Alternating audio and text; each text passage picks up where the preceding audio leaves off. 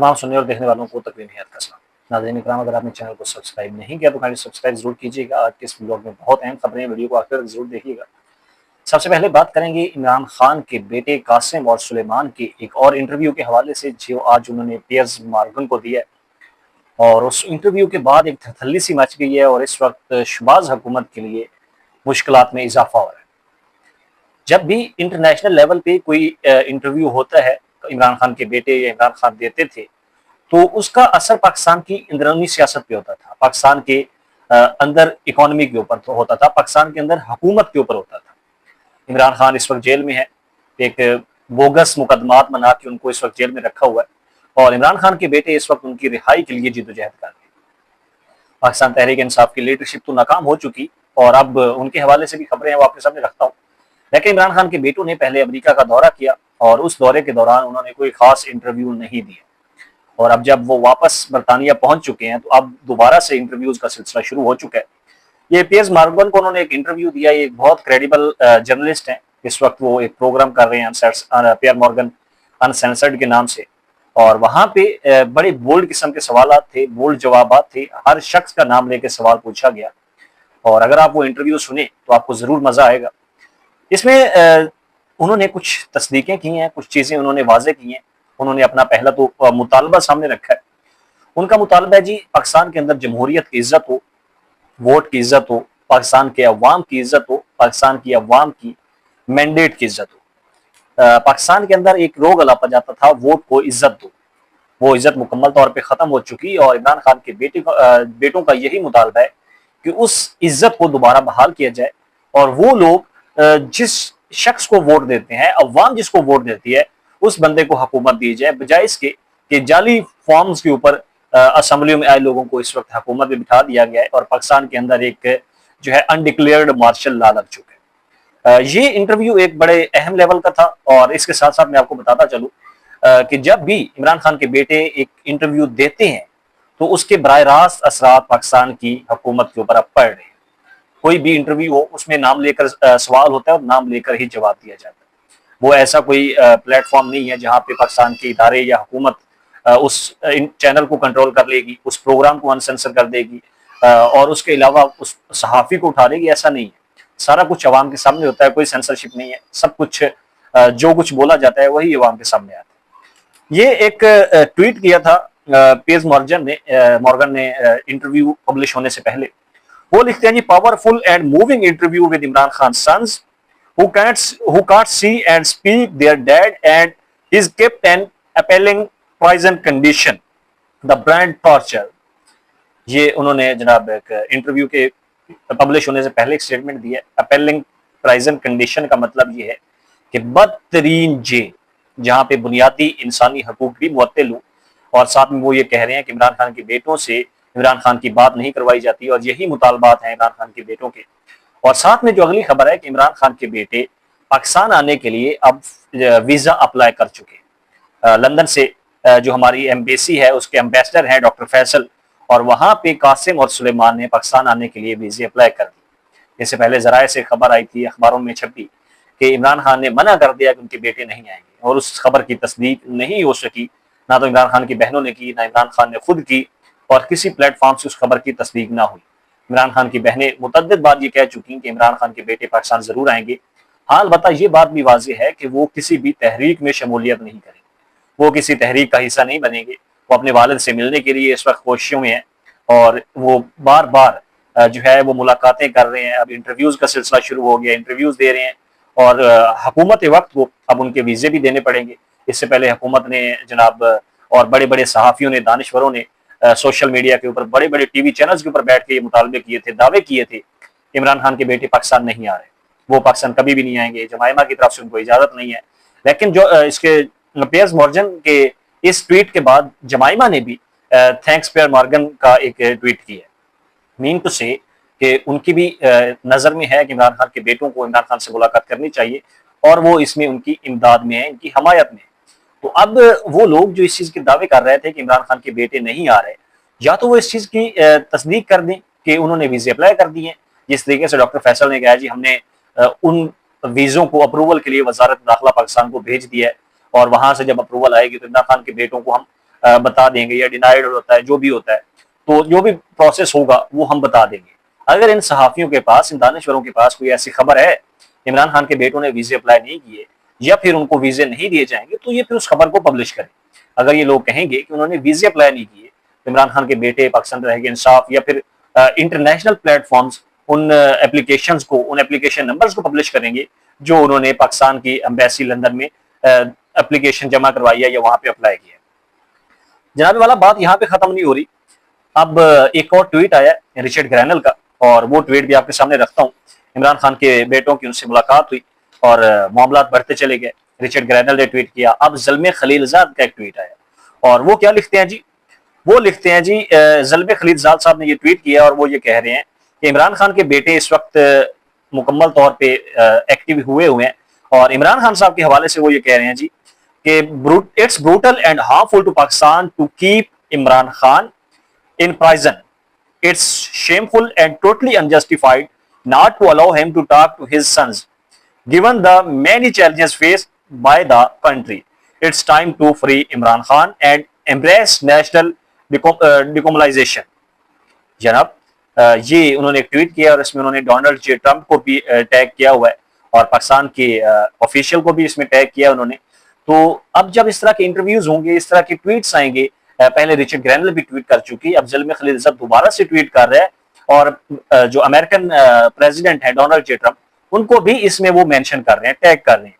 اور ساتھ میں آپ کو بتاتا چلوں، اس وقت پاکستان کے سسٹم کی ایک ہی کمزوری ہے، وہ ہے عمران خان، جس کو اس وقت امریکہ مکمل طور پہ کیش کر رہا ہے، اور پاکستان کے اندر بیٹھے چند لوگ اپنی سیاست، اپنی طاقت بچانے کے چکر میں ملک کا سودا کر رہے ہیں، پاکستان کی عوام کا سودا کر رہے ہیں، پاکستان کی سرزمین کا سودا کر رہے ہیں۔ جب بھی امریکہ کے ساتھ کوئی بات چیت ہوتی ہے، امریکہ کی طرف سے عمران خان کی رہائی کے لیے پریشر ڈالا جاتا ہے، تو ہمارے حکمران وہاں پہ کوئی نہ کوئی چیز پیش کرتے ہیں اور ڈیل کے طور پہ چند دن کے لیے امریکہ کو خاموش کروا دیا جاتا ہے۔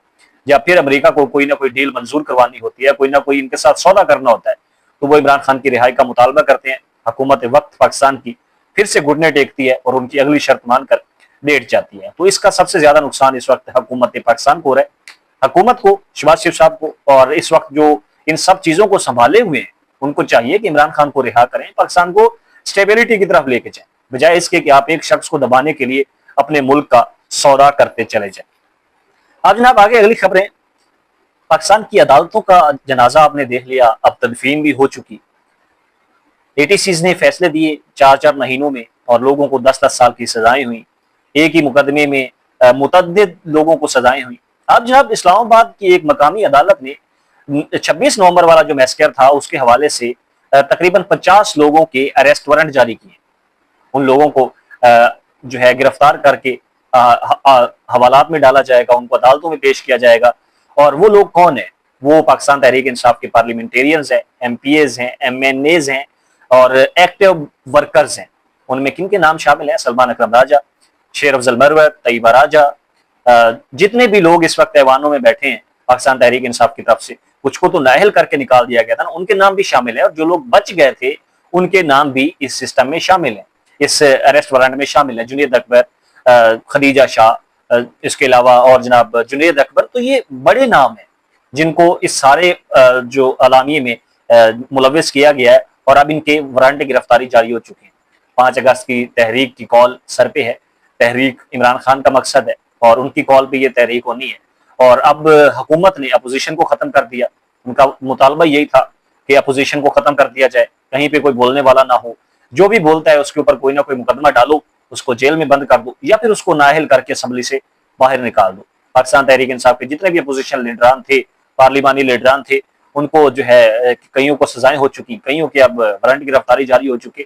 تو یہ پاکستان کی عدلیہ کا ایک سیاہ ترین باب ہے جو عدلیہ اب لکھ رہی ہے۔ قاضی فائز عیسیٰ نے جسٹس منیر کے بعد ایک سیاہ ترین باب لکھا، اور وہاں سے یہ روایت شروع ہوئی، اور اب یہ مزید تقویت پکڑتی جا رہی ہے۔ وہ ججز جو اپنے حلف کی پاسداری نہیں کر پا رہے، کیا یہ لوگ مریں گے نہیں؟ کیا انہیں قبر میں نہیں جانا؟ کیا انہیں اللہ کے سامنے حاضر نہیں ہونا؟ کیا یہ وہاں پہ جواب دے پائیں گے کہ 25 کروڑ عوام کے ساتھ اتنا ظلم، اتنی زیادتی، کہ رات کے اندھیرے میں بیٹھ کے جناب فیصلے سنائے جاتے ہیں اور لوگوں کو بے گناہ جیلیں کی جا رہی ہیں، بے گناہ سزائیں دی جا رہی ہیں؟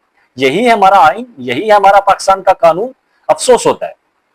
اب جناب آل پارٹیز کانفرنس جو تحریک تحفظ آئین کی طرف سے لانچ کی گئی تھی، اناؤنس کی گئی تھی 31 جولائی اور 1 اگست کی، اس کے حوالے سے کافی ساری ڈیولپمنٹس کے جناب ایک اسلام آباد کے مقامی ہوٹل میں انہوں نے تقریب رکھی، وہاں پہ اسلام آباد کی انتظامیہ نے پریشر ڈالا، بکنگ کینسل ہوگی، اور پھر یہ جو ایک کانفرنس تھی یہ مصطفیٰ نواز کھوکھر کے فارم ہاؤس ان کے گھر پہ ہوئی۔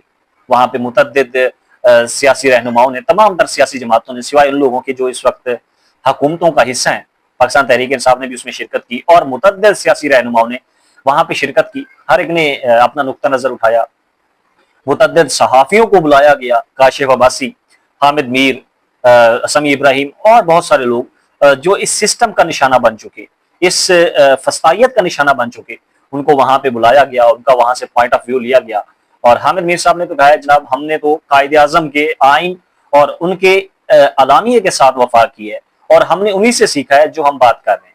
انہوں نے کہا تھا کہ کسی بھی شخص کو بغیر ایف آئی آر کے گرفتار نہیں کیا جا سکتا، بغیر ایف آئی آر کے اس کو حراست میں نہیں لیا جا سکتا، یہ سب ناجائز ہے، اور ہم بھی ان کے حکم کی تعمیل کرتے ہوئے، ان سے سیکھتے ہوئے ان چیزوں کو ہائی لائٹ کرتے ہیں۔ اور پھر ہوتا گیا ہے، پروگرام آف ایئر ہو جاتے ہیں، صحافیوں کو اٹھا لیا جاتا ہے، ارشد شریف کو مار دیا، عمران ریاض کے ساتھ کس طرح کا رویہ رکھا، مطیع اللہ جان جیسے آدمی کو نہیں چھوڑا، کاشف عباسی جو بیلنس کر کے چلنے والا صحافی تھا اس کا پروگرام آف ایئر کر دیا گیا، اس کو سینسر کر دیا گیا، اور تو اور جناب اس میں شاعروں کو نہیں چھوڑا گیا، بزرگ صحافیوں کو نہیں چھوڑا گیا، تو ہم کس کی بات کریں؟ اوریا مقبول جان جیسا بزرگ شہری جو صحافت کے پیشے سے منسلک ہے اور اپنی 25 کروڑ عوام کی ترجمانی کرتا ہے، اس کو اٹھا کے ٹارچر کیا، اس کو اٹھا کے ننگا کیا، تو یہ پاکستان کا آئین اور قانون اس کی اجازت نہیں دیتا۔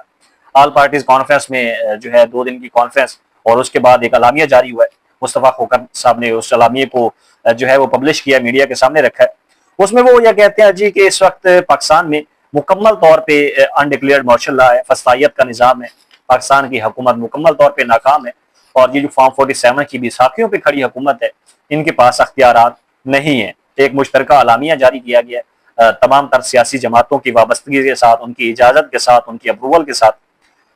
اس میں کچھ اہم پوائنٹس ہیں۔ سب سے اہم پوائنٹ ہے عمران خان اور سیاسی قیدیوں کی رہائی، عمران خان کی رہائی، ان کی اہلیہ کی، اور پاکستان میں موجود تمام تر سیاسی قیدیوں کی رہائی کا مطالبہ کیا گیا ہے۔ اس کے علاوہ اس وقت جو ایک ہائیبرڈ نظام ہے وہ اپوزیشن کا خاتمہ چاہتا ہے، اور اپوزیشن کا خاتمہ کیا جا رہا ہے، یہ ایک نہایت قابل افسوس عمل ہے، اور اس کی ہم مذمت کرتے ہیں۔ یہ جناب اے پی سی کانفرنس میں بعد میں مصطفیٰ نواز کھوکھر صاحب نے اعلامیہ پڑھ کے سنایا۔ اس کے ساتھ ساتھ تمام تر سیاسی جماعتیں پاکستان کے اندر ہونے والی بے روزگاری کے اوپر آواز اٹھا رہی ہیں، اور اس وقت جو 45% پاکستانی عوام ہے وہ غربت کی لکیر سے نیچے جا چکے ہیں، اور نوجوانوں میں تقریباً 20% سے زائد بے روزگاری کی شرح ہے، اور ٹوٹل شرح جو ہے وہ 22% ہے بے روزگاری کی، اور اس وقت پاکستان مزید ترین جو ہے وہ حالات اظہار کا شکار ہوتا جا رہا ہے، حالات خراب ہوتے جا رہے ہیں۔ اور یہ اب جو آل پارٹیز کانفرنس تھی، اعلامیہ جاری ہوا، کیا یہ لوگ کوئی تحریک چلائیں گے، یا پھر ان کو کوئی تحریک چلانے کی اجازت مل پائے گی حکومت وقت کی طرف سے؟ تمام تر اپوزیشن کو ختم کر دیا، پاکستان تحریک انصاف کے تمام تر لیڈران کے اوپر مقدمات بنا دیے، کچھ کو اب سزائیں سنائی گئی، کچھ کے اوپر جو ہے اریسٹ وارنٹ جاری ہو گئے۔